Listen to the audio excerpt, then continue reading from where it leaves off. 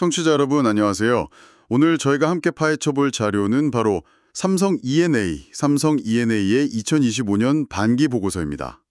네, 양이 꽤 되는 공식 문서인데요.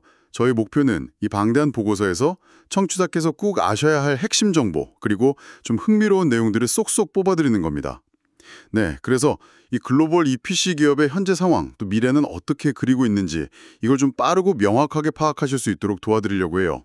특히 작년이죠. 2024년에 삼성 엔지니어링에서 사명을 바꿨는데 그 이후 모습이 궁금하신 분들이 많을 것 같습니다. 자, 그럼 바로 본론으로 들어가 볼까요? 이 보고서를 바탕으로 삼성 E&A의 사업 구조부터 재무 상태, 주요 성과, 그리고 미래 준비까지 한번 깊이 있게 살펴보겠습니다. 일단 처음으로 눈에 띄는 건 역시 사명 변경이에요. 네, 맞아요. 2024년 3월에 삼성 엔지니어링에서 삼성 E&A로 바꿨죠. 보고서 앞부분에도 이게 강조되어 있더라고요. 네, 이게 단순 엔지니어링, 그러니까 E를 넘어서 환경, 인바이러먼트의 E, 또 에너지의 E까지 포함하는 좀 더 넓은 영역으로 가겠다, 뭐 이런 의지를 보여주는 것 같아요. 그렇군요. 이 회사의 본질, 그러니까 핵심 사업은 플랜트 산업에서 설계, 조달, 시공, 이 EPC 전 과정을 다 하는 글로벌 전문 기업이라는 거죠? 네, 맞습니다. 보고서 회사의 개요 부분을 보면 사업 초기 타당성 검토부터 시작해서요. 금융 조달하고 설계, 구매, 시공, 시운전, 심지어 나중에는 운영이랑 유지 보수, O&M까지 그야말로 전 과정을 다 제공한다고 나와 있어요. 정말 종합 솔루션이네요. 그렇죠. 사업 영역을 좀 더 구체적으로 보면 크게 두 가지 축으로 나뉘는데요. 사업의 내용 파트에 자세히 설명되어 있습니다. 첫 번째는 화공 부문이에요. 여기가 이제 전통적으로 강했던 오일가스 처리 시설이나 정유 공장, 석유화학 플란트 건설 같은 것들이죠. 근데 여기에 더해서 최근 중요해진 수소 생산이나 활용, 또 탄소 포집 같은 그린 솔루션 사업을 포함시켜서 미래 성장 동력으로 키우려는 모습이 보입니다. 아, 그린 솔루션이 화공 부문에 들어가는군요. 네. 그리고 두 번째 축은 비화공 부문입니다. 여기는 이제 반도체, 디스플레이, 또 배터리 공장 건설 같은 첨단 산업 설비 투자가 해당되고요. 또 뭐 하수 처리 시설이나 폐기물 소각 시설 같은 환경 플랜트, 그리고 바이오 의약품 생산 시설 건설, 이런 것도 비화공 부문의 중요한 부분을 차지하고 있습니다. 약간 기술 집약적인 분야들이죠. 주요 고객사를 보면 사우디 아람코나 아랍에미리트의 ADNOC 같은 중동 국영 석유 기업들이 딱 보이고요. 동시에 또 삼성전자, 삼성 디스플레이 같은 그룹 관계사들도 핵심 고객으로 있네요. 그러니까 전통 에너지 시장하고 최첨단 기술 산업, 이 양쪽에서 다 중요한 역할을 하고 있다는 거네요. 네, 그렇습니다. 균형이 잡혀 있다고 볼 수 있죠. 자, 그럼 이제 숫자를 통해서 삼성 E&E의 현재 상황을 좀 더 들여다보죠. 그 보고서 연역 부분을 보니까 2023년에 창사 이래 최대 매출을 기록했고 영업이익도 1조 4,500억 원에 달했다고 나와요. 엄청난데요. 네, 정말 대단한 실적이었죠. 그리고 2024년 4월에는 사우디아라비아에서 파델릭 가스 프로젝트를 수주했는데 이게 또 회사 역사상 가장 큰 규모의 계약이라고 하고요. 성장세가 확실히 느껴집니다. 매출 규모는 비화공 부문이 한 2조 9천억 원 정도로 화공 부문 한 2조 2천억 원보다 더 커요. 그런데 말이죠. 영업이익을 보면 화공 부문이 2,540억 원으로 비화공 부문 2,178억 원보다 오히려 조금 더 높게 나왔습니다. 잠깐만요. 그 점이 좀 흥미롭네요. 보통 생각하기엔 반도체라 배터리 같은 첨단 산업, 즉 비화공 쪽의 수익성이 더 높을 것 같은데 전통적인 화공 부문의 이익률이 더 높다는 건 혹시 뭐 이유가 있을까요? 프로젝트 성격 차이인가요? 아니면 경쟁? 네, 그게 여러 요인이 있을 수 있습니다. 화공 부문 같은 경우는 오랜 경험이랑 축적된 기술력이 있으니까 이걸 바탕으로 고부가가치 영역에서 좀 안정적인 수익을 내고 있을 수도 있고요. 특정 분야에서는 경쟁 우위를 확실히 확보했을 수도 있습니다. 반면에 비화공 쪽은 지금 막 급성장하는 시장이다 보니까 대규모 투자가 계속 들어가고 있거나 아니면 신규 프로젝트 초기 관계 비용이 좀 반영됐을 수도 있고요. 그래서 현재 이익률 차이가 꼭 장기적인 추세를 의미한다고 보긴 어려울 수 있습니다. 중요한 건 두 사업 부문이 서로 보완하면서 회사의 성장을 이끌고 있다는 점이죠. 참고로 연결 재무제표 기준으로는 비화공 영업이익이 약간 더 높긴 합니다. 그렇군요. 잘 알겠습니다. 주주 구성도 한번 보죠. 최대 주주는 삼성 SDI네요. 11.69% 지분을 갖고 있고요. 네. 그 다음이 국민연금 8.20%, 그리고 삼성물산이 6.97% 순서로 주요 주주로 참여하고 있습니다. 삼성 계열사 간 지분 관계도 보이고 또 국민연금의 역할도 주목할 만하네요. 네, 그렇죠. 삼성 E&A가 수행해온 프로젝트들을 보면 정말 글로벌이라는 말이 딱 와닿아요. 보고서 연역에 나온 몇 가지 사례만 봐도 그렇더라고요.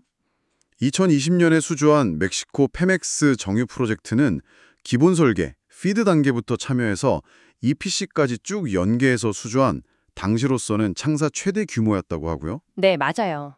2022년에는 러시아 BGCC 에틀렌 프로젝트로 처음 러시아 시장에도 진출했었고요. 같은 해 말레이시아에서 수주했던 쉘의 해양 가스 처리 시설 OGP 프로젝트도 상당히 의미가 큽니다. 아, 그건 왜죠? 이게 IOC, 그러니까 엑손모빌이나 쉘 같은 글로벌 민간 석유 메이저 기업 있잖아요. 거기서 처음으로 수주한 대형 프로젝트였거든요. 아하, 국영 회사들 말고 민간 기업? 그렇죠. 그동안은 주로 국영 석유 회사 위주였는데 고객 포트폴리오를 다변화하는 되게 중요한 계기가 된 거죠. 이런 IOC들이 기술력이나 안전 기준 같은 게 엄청 까다롭기로 유명하거든요.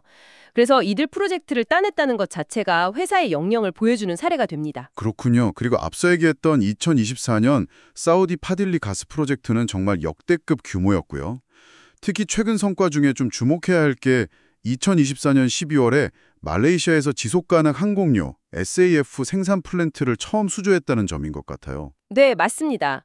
그 SAF가 폐식용유나 생활 폐기물 같은 걸 원료로 만드는 친환경 항공 연료잖아요. 네. 요즘 항공업계에서 탄소 감축 목표 때문에 도입을 막 서두르고 있는 분야인데 이 시장에 선도적으로 진입했다는 건 미래 성장 가능성 면에서 아주 긍정적인 신호로 볼 수 있죠. 그렇겠네요. 성과 면에서 또 하나 덧붙이자면 2023년 1월에 사우디에서 받은 익티바 어워드 ESG 부문 수상도 있어요. 베스트 인 ESG 상을 받았는데요. 익티바가 사우디 국영석유 회사 아람코가 운영하는 현지화 프로그램이거든요.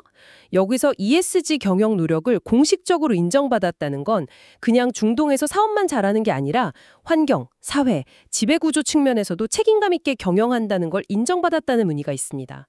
이게 요즘 시대에는 중요한 경쟁력이 될 수 있죠. 네, ESG가 정말 중요해졌으니까요. 자, 그럼 이제 많은 청취자께서 가장 궁금해하실 만한 부분, 바로 미래 성장 동력에 대한 이야기로 넘어가 보겠습니다. 보고서 여기저기서 이 부분에 대한 의지가 강하게 느껴지던데요. 크게 보면 화공 부문의 그린 솔루션, 그리고 비화공 부문의 환경, 바이오 사업, 이 세 가지가 핵심축인 것 같아요. 네, 맞습니다. 사업의 내용 중에 산업의 특성이나 성장성 부분을 보면요. 미래 에너지 시스템의 핵심으로 떠오르는 수소, 그 수소의 생산과 활용, 그리고 공장 운영 효율성을 높이는 에너지 최적화, 또 기후변화 대응의 핵심 기술이죠. 탄소 포집 활용 저장, CCUS 기술 개발에 대한 의지가 아주 명확하게 드러납니다.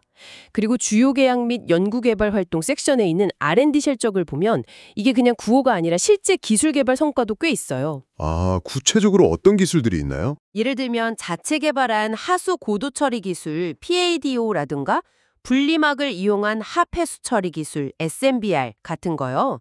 또 반도체 공정에 꼭 필요한 초순수 생산 기술, 그리고 발전소 같은 데서 질소산화물 제거하는 대기오염 방지 기술 디녹스, 또 폐기물을 연료로 만드는 RDF 기술 같은 것들이 언급되어 있습니다. 아, 그리고 네덜란드의 수처리 전문 기업 로얄 하스코닝 DHB사랑 네레다라는 혁신적인 하수처리 기술 파트너십을 맺은 것도 기술 경쟁력 강화 차원에서 주목할 만하고요. 지식재산권 현황을 보니까 특허 출원 건수도 596건, 등록 건수가 386건이나 되더라고요. 꽤 많죠. 네, 상당하죠. 특히 최근 3년 안에 취득한 특허 목록을 보니까 고체 산화물 수전의 시스템, SOEC 관련 기술이 여러 개 보이던데요. 네, SOEC. 그게 고온에서 물을 전기 분해해서 그린 수소를 만드는 효율이 꽤 좋은 기술 중 하나로 알려져 있거든요. 이걸 보면 수소 경제 시대를 대비해서 기술을 미리 선점하려는 노력으로 볼 수 있겠죠? 자체 R&D도 열심히 하지만 외두 기술 확보에도 적극적인 것 같아요. 맞습니다. 보고서 본문에는 막 명시적으로 드러나진 않지만 재무제표 주석을 자세히 보면요. 다양한 해외 기술 벤처 기업에 지분 투자를 한 걸 확인할 수 있어요. 특히 미래 에너지 전환의 핵심인 수소랑 탄소 포집 분야 투자가 눈에 띄는데요. 예를 들면 어떤 회사들이 있나요? 전해 기술 개발하는 회사고요. 캐나다의 스반트나 영국의 카본 클린 솔루션스는 공장 같은 데서 나오는 이산화탄소를 포집하는 기술을 가진 유망 기업들입니다. 이런 전략적인 투자를 통해서 빠르게 변하는 기술 트렌드에 대응하고 미래 시장을 선점하려는 그런 의도로 보입니다. 그 외에도 스웨덴의 리퀴드 윈드, 이건 이메탄올 생산이고요. 미국의 스타파이어 에너지는 암모니아 합성, 독일의 이네르텍은 전기로 액체 연료를 합성하는 파워 투 리퀴드 기술 기업인데 이런 차세대 합성연료 기술 기업에도 투자하면서 기술 포트폴리오를 다양하게 가져가고 있어요. 와, 정말 다양한 분야에 걸쳐서 미래 기술 확보에 힘쓰고 있네요. 이런 노력들이 결국 회사의 장기적인 목표하고도 다 연결되는 거겠죠? 그럼요. 보고서 후반부에 그 밖의 투자자 보호를 위하여 필요한 사항 중에 녹색 경영 부분을 보면 회사의 환경 목표가 딱 명시되어 있습니다. 2030년까지 온실가스 배출량을 2018년 대비 45% 줄이고 2050년에는 최종적으로 탄소 중립, 넷제로를 달성하겠다. 이런 구체적인 목표를 제시하고 있어요. 45% 감축, 2050년 넷제로. 네, 이게 그냥 선언에 그치는 게 아니라 앞에서 살펴본 그린 솔루션 기술의 개발이나 투자, 또 친환경 프로젝트 수주 같은 실제 사업 활동이랑 연계해서 추진되고 있다는 점에서 의미가 있습니다. 글로벌 에너지 전환이라는 큰 흐름에 발맞춰서 사업 구조를 성공적으로 바꾸려는 전략적인 방향성을 아주 명확하게 보여주는 부분이죠. 지금까지는 회사의 큰 그림, 사업 전략이나 미래 방향성에 대해 이야기했는데요. 보고서에면 이런 거시적인 내용 말고도 회사를 좀 더 자세히 들여다볼 수 있는 세부 정보들도 있잖아요. 그렇죠. 그래서 연결대장 종속회사가 무려 수분 7개나 된다는 점이요. 27개요? 와, 많네요. 네, 회사의 개요 부분에 나오는데 이 회사들이 주로 해외 프로젝트 하려고 현지에 세운 법인이나 합작 투자, 조인트 벤처 형태가 많거든요. 이걸 보면 삼성 엔지니어의 사업이 얼마나 글로벌하게 펼쳐져 있고 또 복잡한 구조를 가졌는지 알 수 있죠. 또 하나 주목할 점은 삼성그룹 계열사들과의 거래 관계인 것 같아요. 아, 네. 그 부분도 중요하죠. 2025년 반기 연결재무제표의 주석을 보니까 주요 고객 1위랑 2위가 각각 화공, 비화공 부문 매출의 상당 부분을 차지하고 있다고 나와요. 그리고 별도 재무제표 주석을 통해서 보면 특히 삼성전자와의 거래 규모가 굉장히 크다는 걸 알 수 있습니다. 네, 그렇죠. 그룹 내에서 안정적인 물량을 확보할 수 있다는 건 분명 큰 장점이죠. 하지만 동시에 특정 고객에 대한 의존도가 높다는 점은 잠재적인 리스크 요인이 될 수도 있다는 점은 인지해야 합니다. 보고서가 이 리스크 관리 방안까지 상세히 다루진 않지만 청취자께서 보실 때는 이런 점도 고려해 볼 만합니다. 저희는 그냥 이 사실을 중립적으로 전달해 드리는 거고요. 네, 그렇군요. 그리고 좀 더 사소하지만 재미있는 정보도 있어요. 그 원재료 및 생산 설비 부분을 보면 서울 강동구에 있는 본사 건물 있잖아요. 글로벌 엔지니어링 센터? 네. 그 건물 일부 공간을 관계사인 삼성물산에 연간 한 72억 원 정도 임대료를 받고 빌려주고 있다는 내용이 나옵니다. 회사가 가진 자산을 어떻게 활용하는지 보여주는 단면이라고 할 수 있겠네요. 그런 내용도 있군요. 직원 관련 정보도 임원 및 직원 등에 관한 사항에서 찾아볼 수 있는데요. 2025년 6월 말 기준으로 전체 직원 수가 5,659명이고 평균 근속 연수가 10.9년으로 나왔어요. 10.9년이면 꽤 긴 편이죠. 네, 상당히 긴 편인데 이게 회사의 안정성이나 직원 만족도 측면에서 긍정적으로 볼 수도 있겠고요. 또 유연근무제 활용 현황도 눈에 띄더라고요. 유연근무제요? 네, 시차 출퇴근제 사용자가 1,400여 명, 선택근무제 사용자가 3,500여 명이나 되고 원격 근무하는 직원도 17명이 있다고 나와요. 조직 문화 유연성을 높이려는 노력이 엿보이는 부분 같습니다. 네, 요즘 트렌드죠. 마지막으로 그 밖의 투자자 보호를 위하여 필요한 사항 부분에는 현대 진행 중인 소송이나 규제 당국한테 받은 제재 내역 같은 것도 투명하게 공개되어 있습니다. 태국에서 진행 중인 형사소송이 한 건 있고요. 소송 가액은 한 6억 원 정도. 그리고 국내 사업장에서 폐기물관리법이나 산업안전보건법 위반으로 몇 번 과태료를 낸 이력도 기재되어 있는데 금액은 수백만 원 수준입니다. 큰 규모는 아니네요. 네, 회사 전체에 미치는 영향은 미미하지만 국내외 여러 곳에서 복잡한 사업을 하다 보면 이런 법규 준수 리스크가 생길 수 있고 이걸 계속 관리하는 게 중요하다는 걸 보여주는 거죠. 자, 이렇게 삼성 E&A의 반기 보고서를 정말 다각도로 살펴봤는데요. 이 모든 정보들이 청취자께는 어떤 의미로 다가갈 수 있을까요? 좀 정리를 해주시죠. 네, 우선 삼성 E&A를 그냥 플랜트 짓는 건설회사 이렇게만 보기보다는 에너지 전환이라는 이 시대적 과제, 그리고 반도체나 바이오 같은 첨단 산업 발전에 꼭 필요한 기술과 솔루션을 제공하는 핵심 플레이어다. 이렇게 이해하는 게 중요할 것 같습니다. 그래서 청취자께서 만약에 에너지, 환경 기술, 아니면 첨단 제조업 분야 동향에 관심이 있으시다면 이 회사가 어떤 전략으로 움직이는지, 어떤 기술에 투자하는지, 또 어떤 프로젝트를 성공적으로 하는지를 꾸준히 지켜보는 게 산업 전체 흐름을 파악하는 데 도움이 될 겁니다. 네, 산업의 바로미터 역할을 할 수도 있겠네요. 그렇죠. 또 삼성 그룹 내에서의 위상이나 역할, 특히 삼성전자나 삼성 SDI 같은 관계사들과의 기술적, 사업적 시너지를 살펴보는 것도 흥미로운 관전 포인트가 될 수 있고요. 더 나아가서 보고서에 나타난 ESG 경영 강화 노력이나 구체적인 탄소 중립 목표 달성 계획 같은 것들은 기업의 장기적인 성장 가능성, 지속 가능성을 판단하는 데 중요한 참고 자료가 될 수 있습니다. 물론 저희가 투자 조언을 드리는 건 절대 아닙니다만 산업 분석이나 기업 가치 평가에 관심 있는 청취자께는 분명 유용한 정보가 될 거라고 생각합니다. 네, 오늘 삼성 E&A의 2025년 반기 보고서를 통해서 이 회사가 정유나 석유화학 같은 전통적인 화공 플랜트 분야에서 강점을 계속 유지하면서도 동시에 그린 수소, 탄소 포집, SAF 같은 미래 친환경 에너지 기술, 또 반도체, 바이오 같은 첨단 산업 설비 분야로 사업 영역을 아주 적극적으로 확장하면서 미래를 준비하고 있다는 걸 확인할 수 있었습니다. 그리고 그룹 관계사들과의 긴밀한 협력 관계 역시 이 회사의 중요한 사업 기반이자 특징이라고 할 수 있겠고요. 네, 한마디로 요약하면 아주 튼튼한 기존 사업 기반 위에서 끊임없이 변화와 혁신에 찾으면서 미래 에너지 또 기술 환경 변화에 선제적으로 대응하려는 글로벌 EPC 기업의 역동적인 현재 모습을 잘 보여주는 그런 보고서였다고 평가할 수 있겠습니다. 오늘 탐구를 마무리하면서 청취자께 한 가지 생각해볼 질문을 던져보고자 합니다. 삼성 엔지니어링이 직접 개발하거나 또 지분 투자를 통해서 확보하려는 다양한 친환경 기술들이 있잖아요.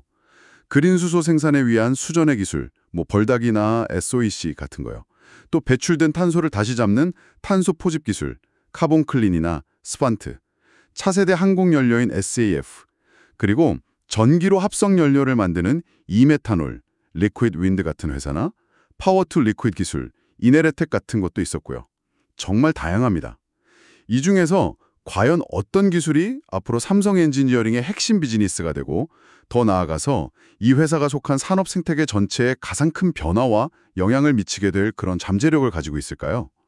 청취자 여러분께서도 이 질문에 대해 각자의 전망을 한번 그려보시면 더욱 흥미로운 통찰을 얻으실 수 있을 겁니다. 오늘 상세 분석은 여기까지입니다. 경청해 주셔서 감사합니다.